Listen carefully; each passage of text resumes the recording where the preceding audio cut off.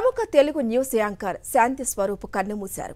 గుండెపోటుతో హైదరాబాద్లోని యశోద ఆసుపత్రిలో ఆయన చికిత్స పొందుతూ తుది శ్వాస విడిచారు. తెలుగులో తొలిసారి వార్తలు చదివిన ఆయన చెరగని ముద్ర వేశారు. 10 ఏళ్ల పాటు టెలిప్రాంప్టర్ లేకుండా పేపర్ చూసి వార్తలు చెప్పేవారు. 1989 నవంబర్ 14 నుంచి దూరదర్శన్లో వార్తలు చదవటం ప్రారంభించారు.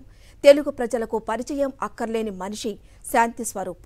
2011లో పదవీ విరమణ చేసే వరకు దూరదర్శన్లోనే పనిచేశారు. ఈయన లైఫ్ టైమ్ అచీవ్మెంట్ అవార్డు కూడా అందుకున్నారు.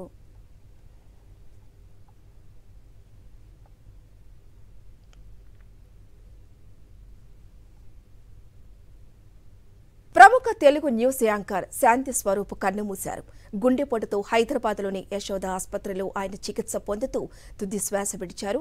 తెలుగులో తొలిసారి వార్తలు చదివిన ఆయన చెరగని ముద్ర వేశారు. 10 ఏళ్ల పాటు టెలిప్రాంప్టర్ లేకుండా పేపర్ చూసి వార్తలు చెప్పేవారు. 1989 నవంబర్ 14 నుంచి దూరదర్శన్లో వార్తలు చదవటం ప్రారంభించారు. తెలుగు ప్రజలకు పరిచయం అక్కర్లేని మనిషి శాంతి స్వరూప్. 2011లో పదవీ విరమణ చేసే వరకు దూరదర్శన్లోనే పనిచేశారు. ఈయన లైఫ్ టైమ్ అచీవ్మెంట్ అవార్డు కూడా అందుకున్నారు.